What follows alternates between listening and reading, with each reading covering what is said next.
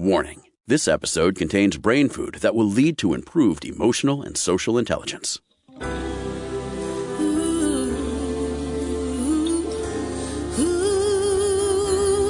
Give us 1 hour and we'll help you change the way you think about happiness. Harvesting Happiness with Lisa Cypers Kamen is fresh, optimistic, and purpose-driven media that promotes well-being from the inside out. Each week, Lisa spotlights diverse trendsetters and change agents who are the greatest contemporary thinkers and doers, devoting their lives to creating a better world in which to live. Your host, Lisa Cypers Kamen, is a widely recognized applied positive psychology expert, author, documentary filmmaker, and lecturer specializing in optimal lifestyle management. Let's get to it. Here's Lisa. Good morning, good afternoon, and good evening wherever you are. Thanks for joining us on today's show, where you will learn how to embrace dissonance and fear to find peace and fulfillment. Let's get to it with my first guest, Panache Desai. He is a best-selling author, thought leader, and life catalyst whose loving, compassionate presence and unique power of insight have transformed countless individuals, organizations, and companies. Through energetic transformation, Panache helps people break free from suffering and limitation on every level, fostering a deeper understanding of who they are and guiding them into greater states of connection, collaboration, and love. The book we're speaking about today is You Are Enough, Revealing the Soul to Discover Your Power, Potential, and Possibility. Panache, welcome to the show. Thanks for joining us today. It's great to be with you, and my love to everyone that's tuning in. Yes, love, love, love. We need a lot of love right now. The world is most definitely inside out and upside down, and I think love is the secret sauce here. I couldn't agree more. Yeah, the more we're able to connect with that love inside of us and kind of hold that inside of us, the more powerfully we're able to move through this time. I agree. Let's talk a little bit about people that might be eye-rolling when we say this, when you and I speak of love in this way, because the love that we're talking about is not a romantic love. It is a love for humanity, a love for the planet, a love for the universe, a love for one another that is on a higher, deeper level. Exactly. And I think that also when we speak in terms of love, we're talking in terms of a feeling state that we can keep inside of us that shifts our neurology, which in turn shifts our biology and shifts our experience of our reality. And science is now beginning to prove that every single aspect of who we are is up for redesign, for redefinition. And the dominant feeling that we hold in our experience determines actually the experience we're having itself. And so when we speak of love, we're talking about a radical and complete acceptance of who you are that allows you to be with yourself. And in that being with yourself, naturally, love is the end result of that. And when we talk about what's going on around the world, and there are people out there who will say, Panache, it's hard for me to be loving when, I'm financially in peril, when I don't have a job, when it's hard for me to put food on the table. And yes, these are real world challenges, but that does not mean that we cannot approach life and one another from that loving, more higher plane. When this pandemic was first announced by the World Health Organization, I pivoted out of being on a book tour. Literally, the book became a national bestseller.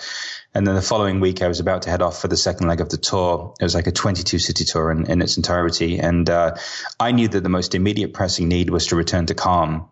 Because when we're in calm, we're not in survival, we're not in fight or flight, and we're able to respond to what's happening instead of perpetually just reacting. Also, what we're discovering now, and this has been medically proven, is that the more we're able to remain calm and out of survival, the more we boost or up-level our immunity and the more empowered we are to navigate our way through this challenging scenario. And so there's a great power to returning to the wisdom of ancient wisdom traditions, what our ancestors knew and what they understood and what they lived from and by. And really, this is just a return to nature. People have this tendency to make these things special. They're not. When we're naturally being who we are, we're being loving. When we're operating through the lens of who we authentically are, we're expressing that love in the world. It's only when we're showing up as some conditioned version of ourselves or some programmed or brainwashed version of ourselves, that we're showing up as this fear-based version, thereby needing an identity to protect and defend the powerless aspects of ourselves. But if we're just able to remain calm, to remain peaceful, to remain centered, then what we'll discover is that the next best peaceful step arises from that state of being, because everything is incumbent upon our inner state of being. And at that point, whatever you're going through, whether it be a financial issue, whether it be, all of a sudden being at home with a spouse, whether it be marital issues, and now all of a sudden you're quarantining with each other, whether it be parenting, whatever that is, when you can do it from a place of peace, you're doing it from a place of empowerment. I agree with you. And I also know that some people have a challenge when we say to people, just be calm. And they say, how can I be calm when I'm having a freak out? And when we get into that state of agitation, we are out of the thinking part of the brain, right? We've got this amygdala hijacking, right? As Daniel Goleman calls it, where we're no longer in command of our dashboard. So that remaining calm that you describe keeps us grounded and also keeps us having agency over what's going on within ourselves. Absolutely. I make it a point every day to love my amygdala.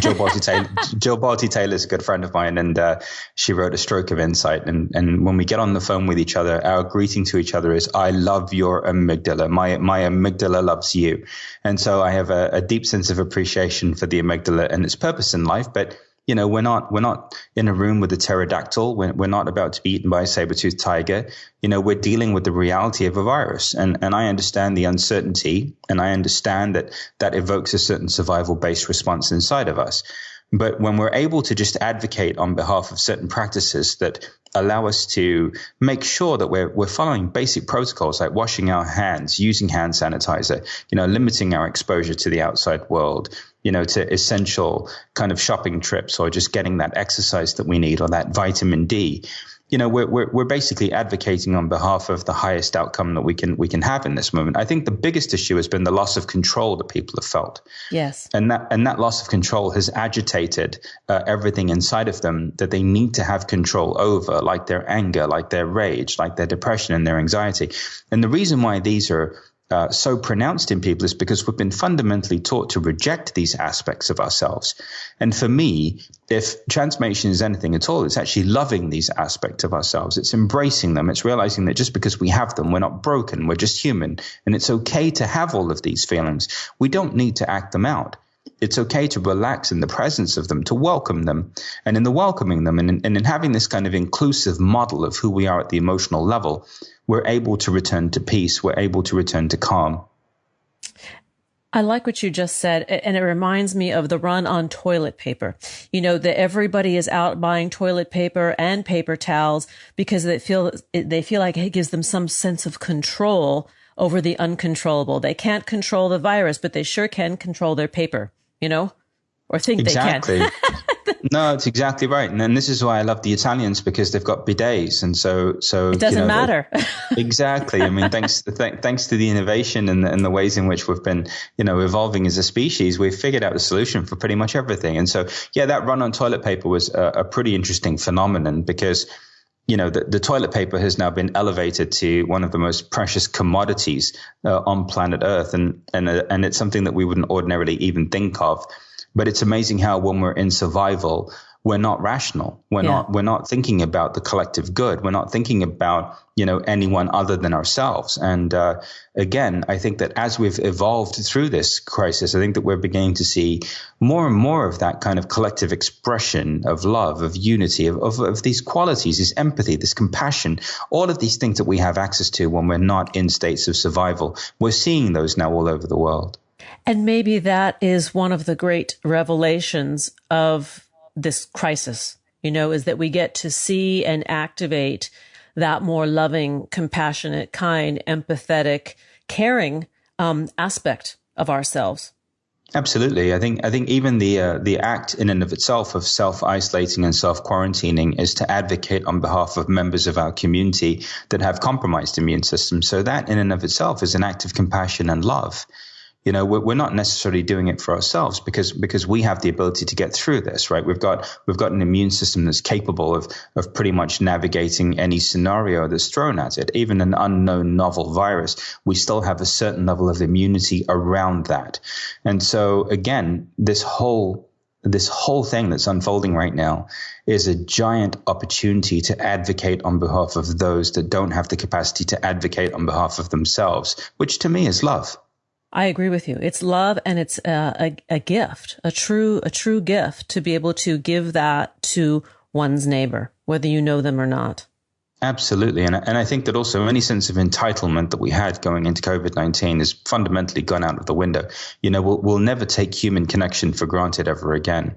We'll never take a hug for granted ever again. We'll never take being in the same room as our loved ones for granted ever again. And so there's only good that comes out of this. And again, what we focus on is again what we find the corresponding evidence of. And so life is as you are. And so when you are trending toward that happiness and trending toward that contentment and that love, then you'll begin to find the evidence of that, the corresponding evidence in your reality of that internal state of being. Yeah. And also you begin to attract that in your immediate circle.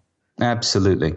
And I think that is the remarkable part of this type of inner work, is that once you get very clear with oneself, and then it makes it very, very hard to want to be in the presence of that same a vibration that's less than, Well, and also you get to a point where I think that love is the great equalizer. You hold everything equally after a certain point, because you realize that all of these aspects, even when we're speaking in terms of the unconscious or the shadow, are just parts of ourselves that we haven't embraced and that we haven't loved. Because we've been conditioned to believe that they are in some way less than. And so those kind of boundaries of separation, or the need to quantify, or the need to kind of delineate between what's acceptable and what isn't, begins to blur.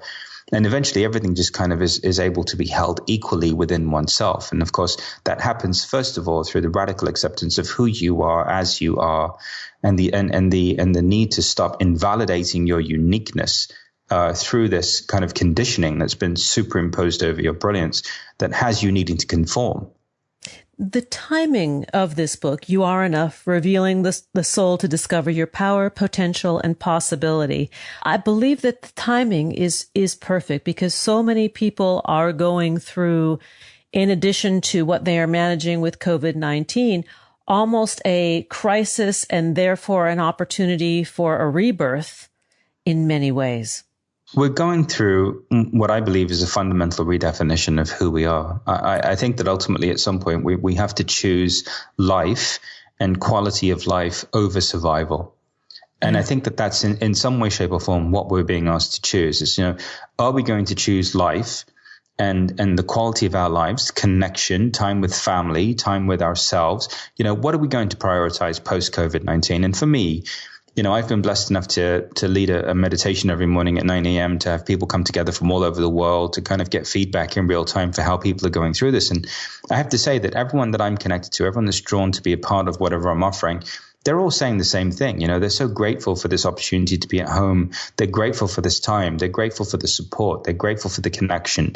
And I think that we can only ever come out of this stronger and brighter and more connected to who we are if we're able to recognize that even as hard as this may be, for some people, this is the first crisis they've ever gone through in their lives.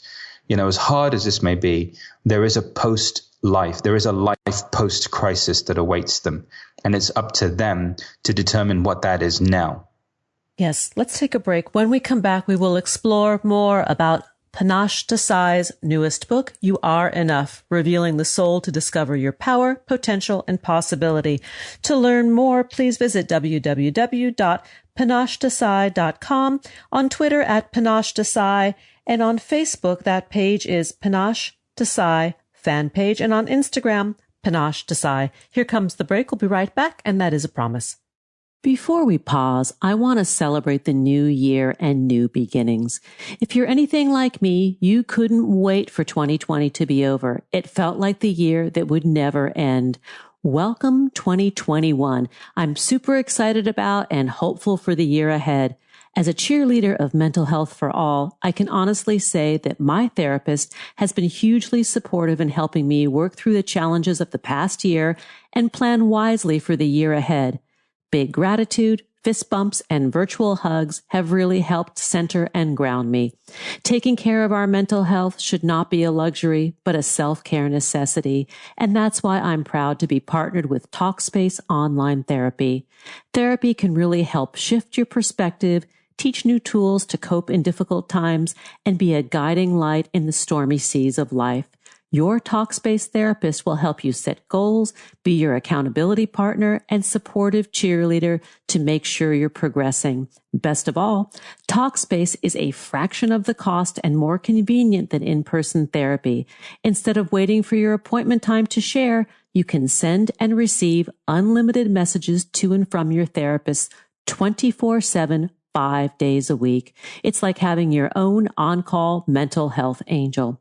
And Talkspace has thousands of licensed therapists trained in more than 40 specialties, including anxiety, depression, substance abuse, trauma, anger management, relationship issues, food and eating, and so much more. Talkspace is a secure and private HIPAA-compliant interactive platform that uses the latest end-to-end bank-grade encrypted technology, providing a safe virtual space to talk it out with your therapist from the comfort and privacy wherever you are, whenever, and for whatever is on your mind. My therapist gave me practical guidance that really changed my life for the better. I'm so glad that I found Talkspace and got the support that I need. And you can too. As a listener of this podcast, you'll get $100 off your first month with Talkspace. To match with a licensed therapist today, go to Talkspace.com or download the app. Make sure to use the code HAPPINESS to get $100 off your first month and show your support for the show. That's happiness and Talkspace.com. Now let's take that pause. We'll be right back. To learn more about cultivating sustainable well-being at home and the office, visit harvestinghappiness.com and explore Lisa's experiential on-site brain fitness workshops, corporate programming, and speaking engagement services.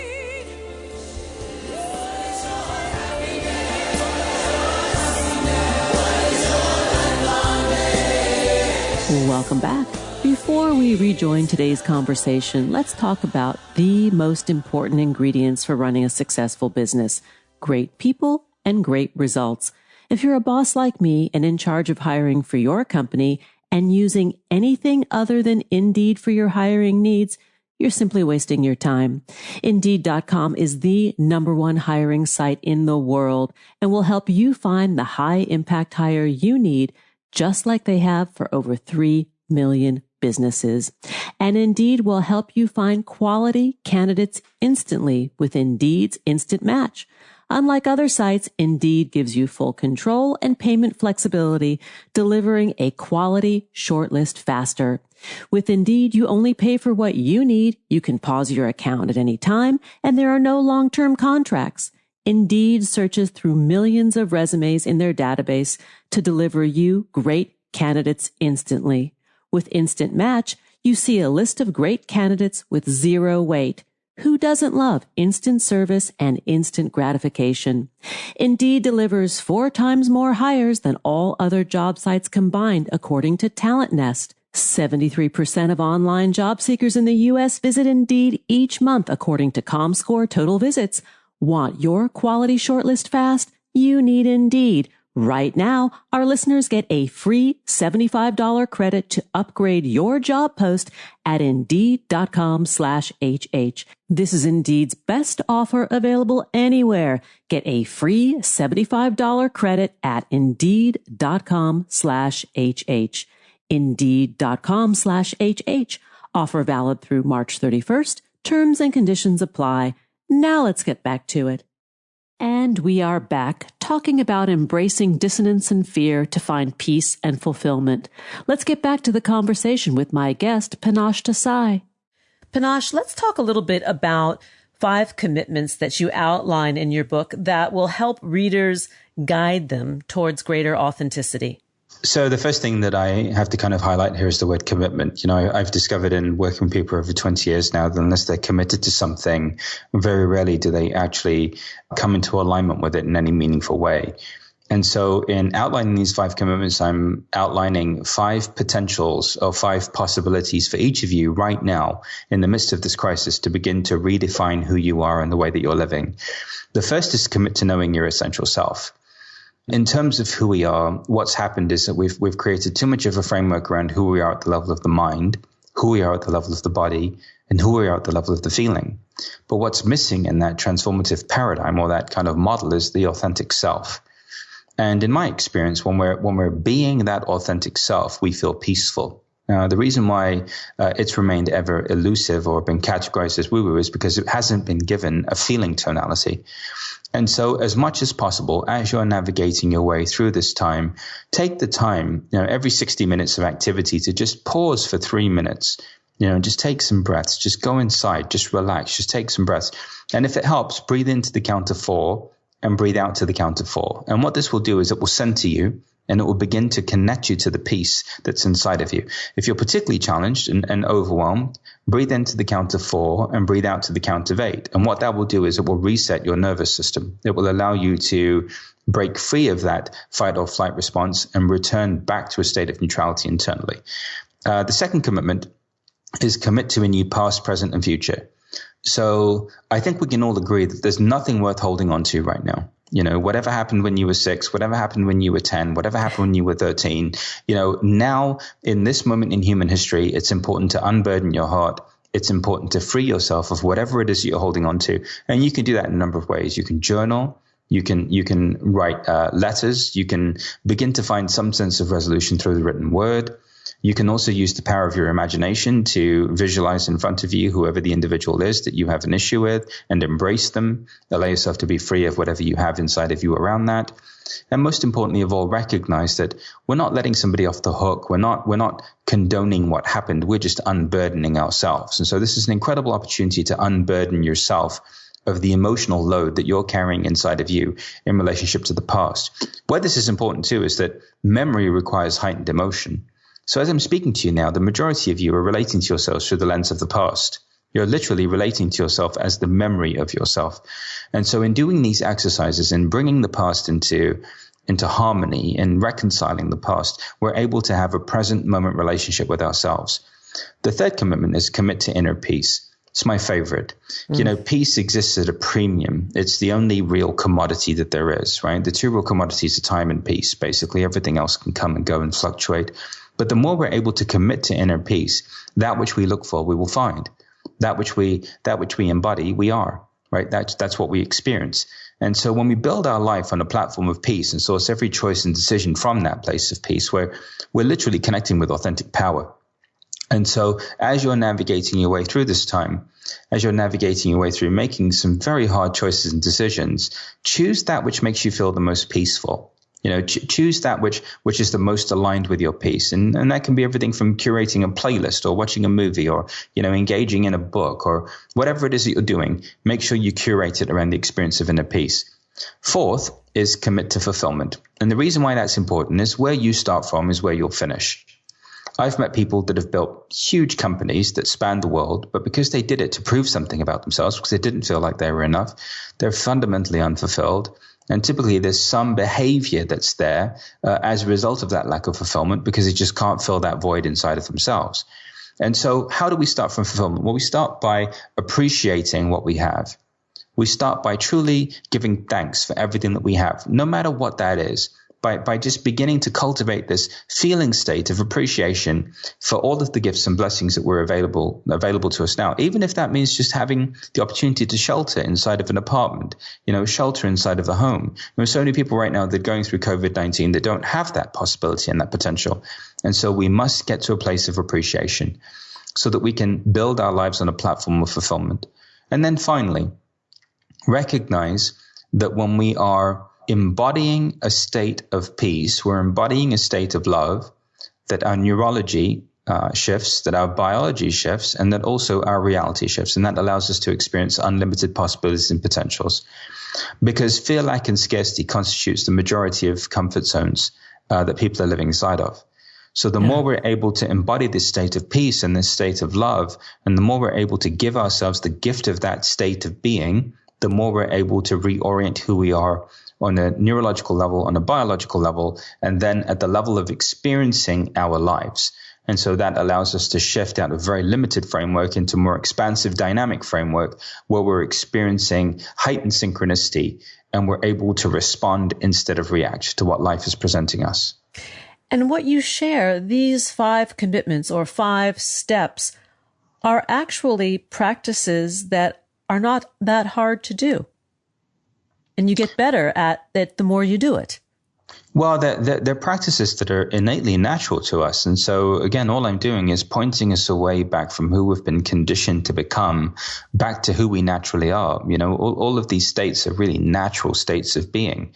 And so the more we revert back to who we naturally are, the more we realize that we have the potential to live inside of them, because it's just who we naturally are. It's not something that's phenomenal or special. It's just innately present. It's just that we've been so distracted away from it and so kind of conditioned out of it that returning to it can seem a bit weird at first. But after a while, it just becomes effortless. And let's talk about contemporary society and what it has done collectively. And I'm talking about the digital age and the internet and the cultivation of online personalities.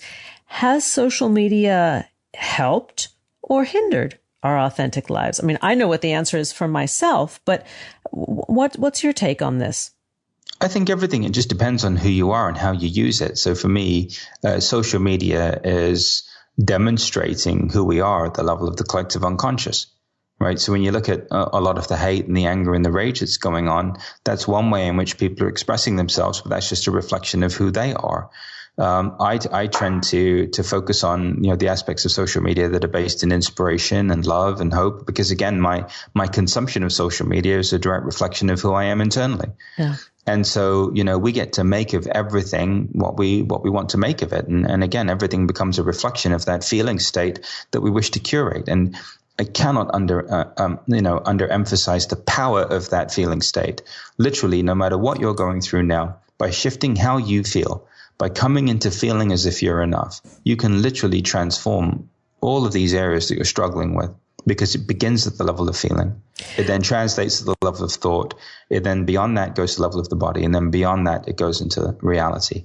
I really appreciate what you said about curating one's experience. I think that is really the crux of what you're saying, that's where the true power resides. That's where self-mastery resides. And that's where ultimately the joy and contentment reside. Absolutely. I think if we're looking for it outside of us, we're always going to suffer. At some point after a certain amount of years of living, you begin to become kind of awakened to the truth that you can't find anything outside of you that's meaningful, because you're looking for love and acceptance on a planet of people that don't love and accept themselves. Isn't that the truth?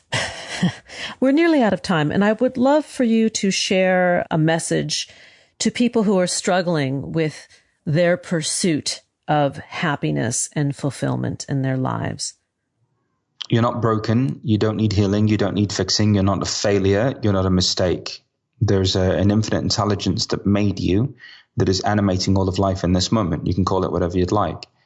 But ultimately, it's through the transformation at the feeling level out of not being enough into finally relaxing into being enough that you'll begin to find everything that you've been looking for through trying to accumulate things and trying to build businesses and trying to in some way become some better version of yourself. I think what's been missing is the ability to relax into the truth that who we are as we are is enough, and that at some point that has to be enough for ourselves. It may never be enough for the world, but at some point it has to be enough for ourselves. Beautifully said. My guest today has been Panache Desai. The book we've been speaking about is You Are Enough, Revealing the Soul to Discover Your Power, Potential, and Possibility. And I also wanted to mention that Panache is a spiritual thought leader who's been featured on Oprah's Super Soul Sunday, who has taught us and continues to teach us to quiet fear and anxiety and discover the powerful wholeness that exists within us all.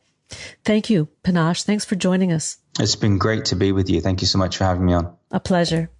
We are going to take that brief pause and we'll be right back. That's a promise. Did you know that happiness is actually good for your health? Happy people live longer, are more productive, and make better partners, parents, and professionals. Connect with us on Facebook at Harvesting Happiness and follow Lisa on Twitter at Lisa Kamen for a daily dose of inspiration.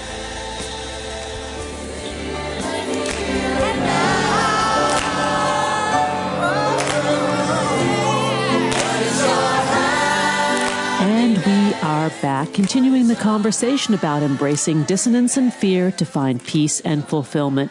I'm super excited to introduce my next guest, Humble the Poet. Also known as Kanwer Singh. He's a rapper, spoken word artist, poet, international best-selling author, and former elementary school teacher. His first book, Unlearn, was a Globe and Mail bestseller, and the Globe and Mail is in Toronto, if those of you listening are wanting to know.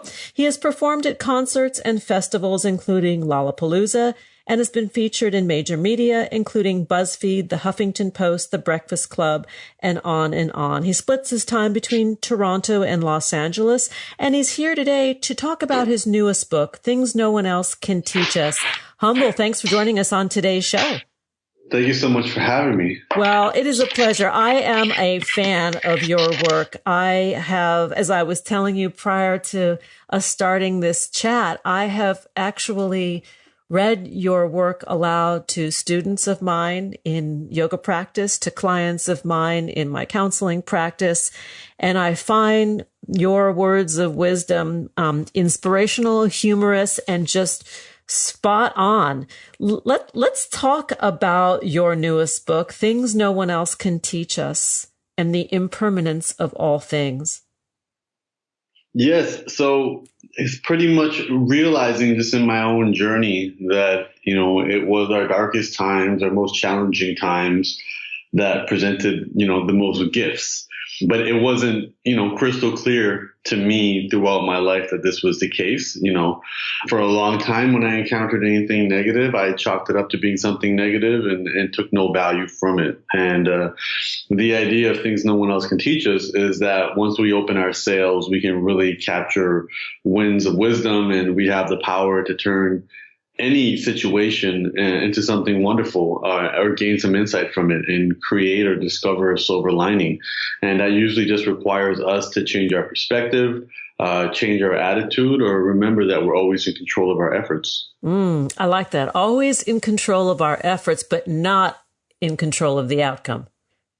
No, not at all. I mean, there's very little that we have control over in this life. And I think it gets daunting when we think about that 99.9% of our existence is out of our control. But, there are a few things that are completely in our control. And I think our efforts and our attitudes are on top of that list. And it's important for us to recognize that so we can focus on what we have in our control versus lamenting over what we don't.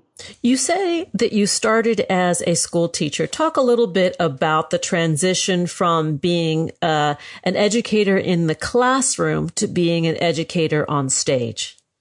Yeah, I mean, being an elementary school teacher, I was teaching the third grade, and I was also doing spoken word poetry and music on the side. And then as that took a life of its own, the transition kind of happened seamlessly in my heart, and then very abruptly in the real world, where I thought I had a record deal. And so I ended up leaving my job to pursue music full time and creativity. And that's starting the journey of Humble the Poet. But what I realized was everything that I had done leading up to these moments is what prepared me. So, real education is not filling up somebody's head with knowledge like a bucket. Real education is lighting a fire within them and helping to fan that flame and keeping them engaged. And for me, the formal education system, was filling up heads with buckets and then, assessing them and giving them standardized tests. And I think for me, the goal was to really keep my flame burning while spreading it to others, and finding that through my writing, my creativity, and my other artistic endeavors. So when you started as a rapper, let's go to that part of your life. You experienced some challenges. You nearly went broke. You became the victim of racial prejudice. And I want to understand from your side, from your experience, what that was like and how you shapeshifted those perceived negative experiences into the positive? Yeah, I mean, so being in the school system as a student and then working in it as a teacher, it's a very safe environment to be in, especially in comparison to the entertainment industry and the music industry specifically. For the first time, those who recognized my talents weren't looking to help me; they were looking to exploit me, and that was something I wasn't aware of. So I went through a lot of betrayal. I had a lot of ended up getting involved in a lot of bad business dealings without knowing it.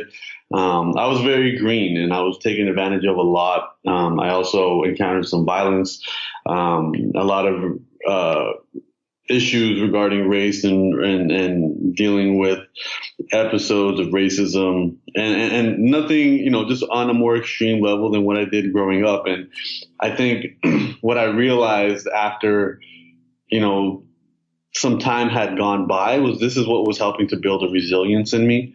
This is what was helping to shift my mindset to realize that, hey, I can't depend on my comfort zones. I can't depend on a safe space for me to thrive.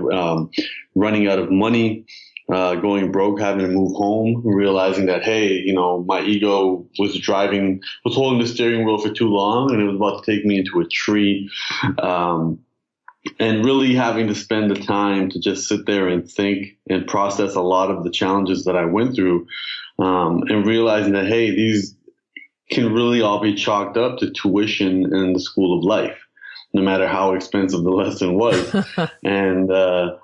And then meeting other people on their own journeys and starting to see the parallels. Like, you meet any entrepreneur, any artist, any person over 30, and they're going to have similar stories of heartbreak and financial struggles, health struggles, losing friends, losing family. It's part of the human experience. And my goal became to find a way to be grateful that it happened, because I learned and I grew from it.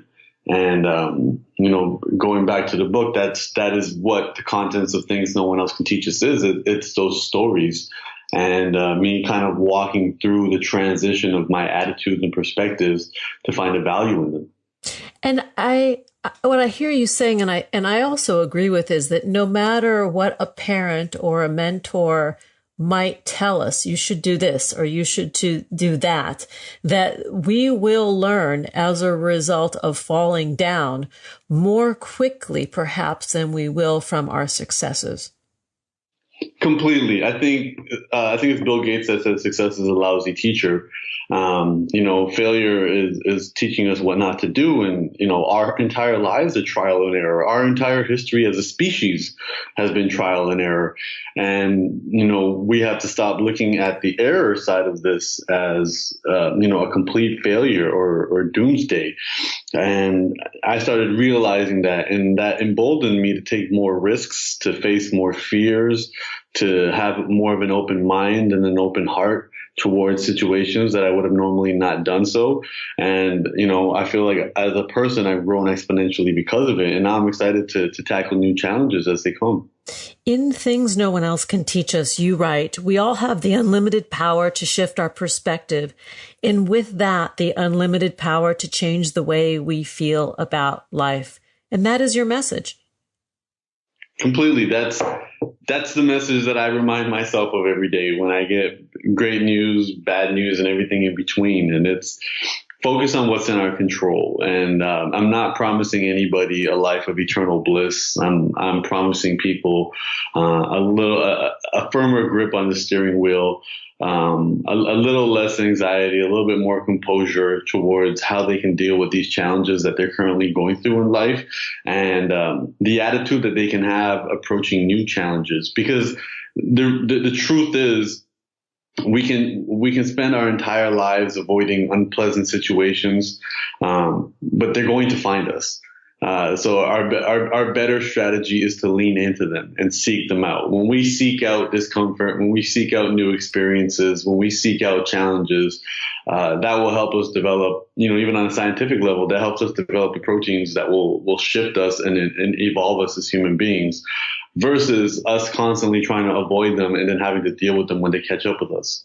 I like what you referred to the ego having the steering wheel, or the grip, the grip of the steering wheel being through the muscle of the ego, and the need to get that ego in check, which I think all of us hopefully do at some point in our lives. Some of us do it later than others. Some of us do it earlier than others. There are generations that separate you and I, and yet the story, the thread line, runs through life that, that what we resist persists, firstly, right? Yeah. And then this concept of the minimization of the ego in order to better embrace the story of what's happening. Completely. And I think, a lot of it in my heritage and Sikh heritage, they say, the door to salvation is the size of a mustard seed, but your ego is the size of an elephant.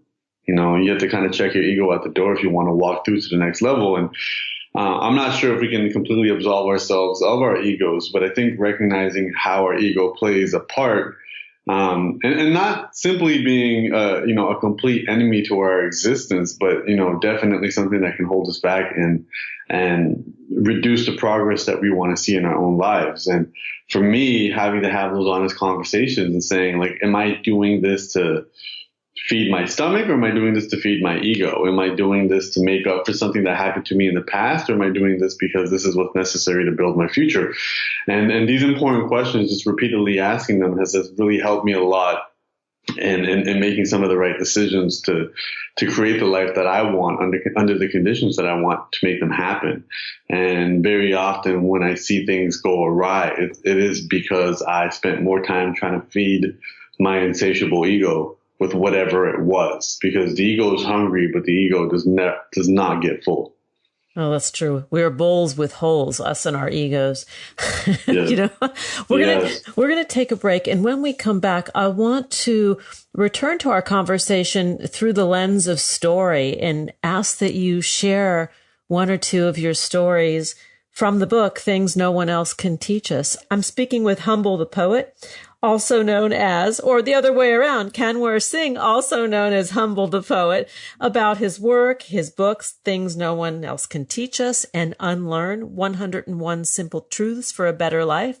To learn more and to connect with Humble the Poet, please do so at his website, humblethepoet.com, on Twitter at Humble the Poet, Facebook Humble the Poet, and Instagram Humble the Poet.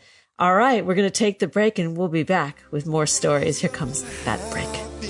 Who says money can't buy happiness? Whether you are a skeptic or seeker, check out Lisa's new book. Are we happy yet? 8 Keys to Unlocking a Joyful Life, a boot camp manual for greater emotional fitness, is available at Barnes & Noble, Amazon, IndieBound, and HarvestingHappiness.com. Here's a truth bomb. Emotions are contagious, and happiness is a universally desired state. But we tend to forget that we all have the freedom to be happy or the liberty to be miserable each day, regardless of external circumstances. Explore the journey of human happiness, how to find it and keep it, with Lisa's documentary film, H Factor. Where is your heart? Visit HarvestingHappiness.com to learn more.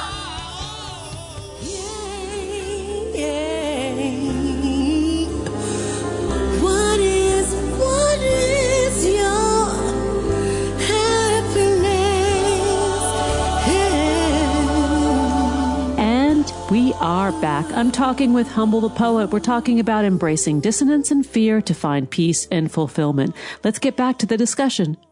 Humble, I'd love for you to read a couple of pieces from Things No One Else Can Teach Us, which is the latest book. The one before that, which I've really enjoyed and enjoyed sharing, as I mentioned earlier, it was an international bestseller entitled Unlearn, 101 Simple Truths for a Better Life. So take it away, Humble. Okay, so the book is broken up into 7 sections, and one of the sections, and each section is kind of based around a tool that I believe will help people make those perspective shifts. And one of the sections is called Don't Focus on the Pot of Gold, Enjoy the Rainbow. And I open each section with a poem, and I close each section with a poem showing the evolution of our perspectives. So the first poems are generally a little bit more on the I guess you want to say on the unpleasant side, or kind of, lamenting a little bit more versus celebratory. So we kind of enter with that mindset. And then as you go through the section and kind of acquire the tools and hear the stories and connect them back to your own stories, and then we end it with a poem that's much more optimistic, even though we stay on the exact same subject. So for this subject is we're focusing on the pot, not focusing on the pot of gold, and instead enjoying the rainbow. So the enter poem is a little bit longer, and it starts like this. Only one more fight and we'll get there. Only one more kiss and we'll get there.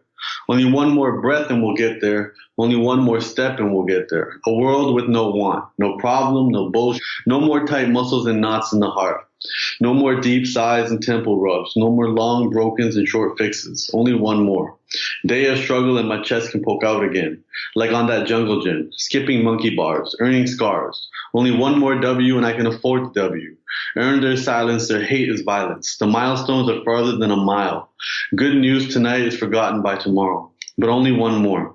Promise that one more will be enough. If this don't work out, only one more fail and I'm letting go. Too many maybe next times. Maybe next time should be the last. Only one more.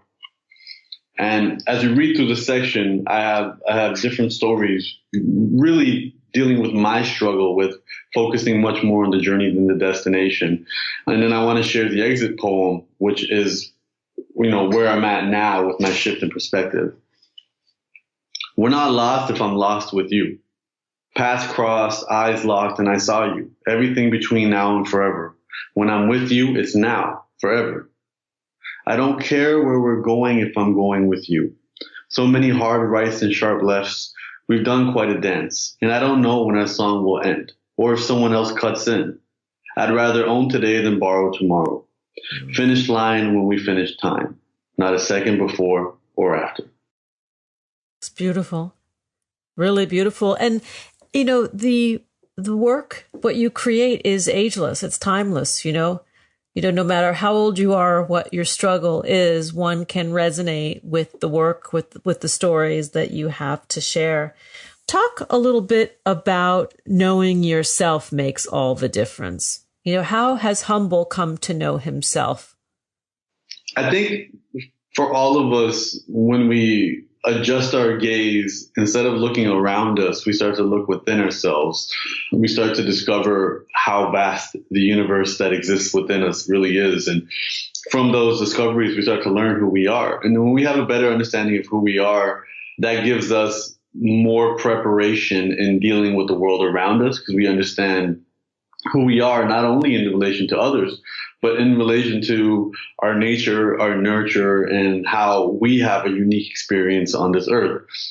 That requires a lot more paying attention. Sometimes it requires sitting in a quiet room with your eyes closed, and people call that meditation. Sometimes it requires a long walk. Sometimes it requires pages and pages of just vomiting out your feelings in your journal. Whatever it is, it's an exploratory journey of figuring out who you are to best understand how that relates to the world around you, and also how that relates to your relationship with yourself. Because when we have a healthier relationship with ourselves, that sets the tone for us to have a healthier relationship with the rest of the world. So really encouraging people to be more self-aware and point the finger inwards instead of outwards, I think is not only more enlightening, but it's definitely much more empowering, because it allows people to take more responsibility for the direction of their life. And once they do take more responsibility, they have much more power to guide it to where they want to go.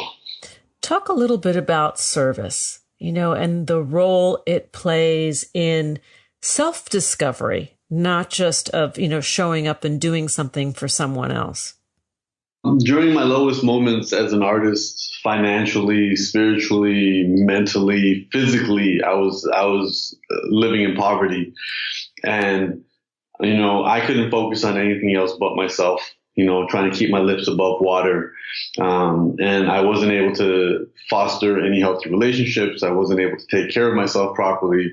I wasn't able to eat properly, and once I kind of got out of, I made a lot of promises to myself as to what it was going to feel like if I hit a certain milestone financially, if I got a certain amount of followers, if I became quote unquote successful. I'm fortunate enough to have crossed many of those milestones, but I was completely wrong in terms of how it was going to make me feel. I thought being out of debt was going to be the most liberating feeling in the world. And it was for about 5 hours. And then you're like, what's next? And I started to pick up on this pattern that nothing that I want, even though I can make it happen, and I have repeatedly, manifested these things, I've always been incorrect as to how they're going to make me feel. I've been able to visualize and materialize, but I haven't been able to successfully emotionalize the things that I was getting in my life until I started focusing on service and adding value to other people's lives. And that was the first time the things that I did felt better than I thought they would. Yeah. Whether it was helping people that I care about to meet their heroes or putting people in a position to become more self-empowered for themselves. Not only was I adding value to other people's lives and being of value in general to this existence, it felt great and invigorating, and it felt sustainable. I no longer felt like I was just climbing a mountain that didn't have a peak. I felt like I can always devote more and more energy towards helping people, and it always feels better than I think. And it also helped me realize that many of us are chasing this need of significance, and we're chasing it in so many different ways, whether we're trying to count likes on social media, whether we're looking at our bank account, whether we're trying to figure out, how many lovers we can acquire. We're chasing this level of significance to feed that insatiable ego, and then realizing that, hey, we can really scratch that itch of feeling like we matter and have purpose by adding value to the lives of other people. And that's a healthy, sustainable way of doing so. And service can be approached from helping those in need, but to also add value to those who have to discover things. So, even being an entrepreneur, I focus on solving problems for people. I focus on adding value to the world. And I see the relationship, how that becomes a sustainable model. So I think service is one of the most important things we can do, especially when we're in a position to do so. And it's a sustainable driver to keep us getting out of bed in the morning. I agree.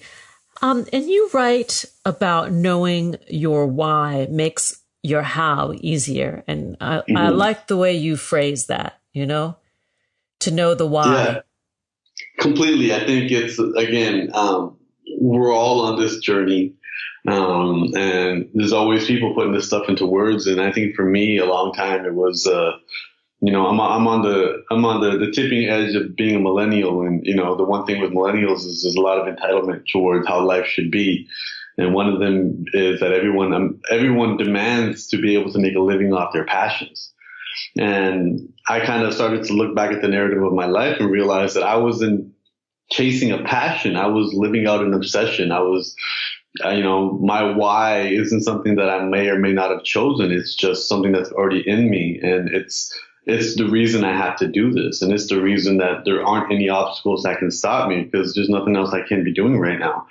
And I think when people focus on their whys, or even attempt to, I think it's an ongoing document, your why. It's going to peel away layers to that onion and get to its nucleus a little bit deeper as time goes on. But just to even start and to say, look, why am I doing what I do, or why do I get out of bed? And if you can't figure out what it is, just decide something. And it can be anything. You can be superficial and say, I'm living to make a lot of money. At least you've set a point. And as you walk on that journey, you'll realize that, hey, maybe it wasn't about money. Maybe it was about significance, or maybe I was chasing safety and security. Well, why was I chasing safety and security? Well, I didn't have a lot of safety and security as a child. Okay, now should I be carrying my past with me to my future? I think it starts this important dialogue. But the first question has to be, what is my why? Yeah. What is it that makes us do what we do? The thread Yes. line, the kernel, the theme that makes life worth getting out of bed for. I just want to close. Humble, we're out of time, but the newest book, Things No One Else Can Teach Us, reminds us all that we have the power within us to transform the way we respond to each day, each challenge, and ultimately challenges us to follow in your footsteps, to be the best self that we can be, right? So make the why matter. Yes, and realize you have this unlimited power to do so. And, real life is really how we see it. And what I realize is, especially, why I call this book Things No One Else Can Teach Us, is no one else can teach us to see the silver lining or create the silver linings in our lives and find the value in our toughest and darkest times.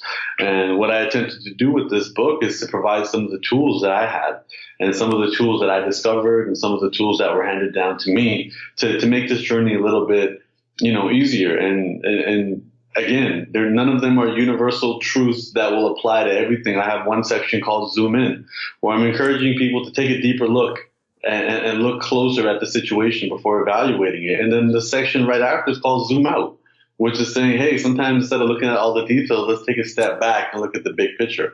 And, some situations in our lives are going to require us to zoom in. Some are going to require us to zoom out. Some may require us to go back and forth. And it's up to us to figure out when we use what. But the more tools we have in our belt, the better equipped we are to deal with life. Thank you, Kanwer Singh, also known as Humble the Poet. To learn more about Humble's work, please visit humblethepoet.com, on Twitter at Humble the Poet. Facebook is also Humble the Poet, and on Instagram you can find Humble at Humble the Poet. The book we've been talking about today is Things No One Else Can Teach Us. His prior book, which was an international bestseller, is entitled Unlearn, 101 Simple Truths for a Better Life. And thanks for hanging out with me today. Thank you so much for having me. Oh, a pleasure. Here comes the break. Thanks for joining us on Harvesting Happiness today. This is Lisa Cypers Kamen and my guests, Panache, Desai, and Humble the Poet, wishing you kind thoughts, kinder words, and the kindest of actions. Until next time, remember, happiness is an inside job. Happiness is your inside job.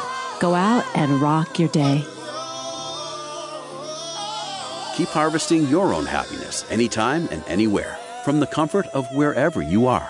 Subscribe, listen, and share hundreds of downloadable episodes via our free app or from our libraries at toginet.com, iTunes, Google Play, and other fine podcast platforms. To learn more about Lisa's global consulting services, please visit harvestinghappiness.com. Spread more joy by liking us on Facebook at Harvesting Happiness and following Lisa on Twitter at Lisa Kamen. Harvesting Happiness is produced in collaboration with TogiNet Radio, KBUU Radio Malibu.net, and is available on PRX, the Public Radio Exchange.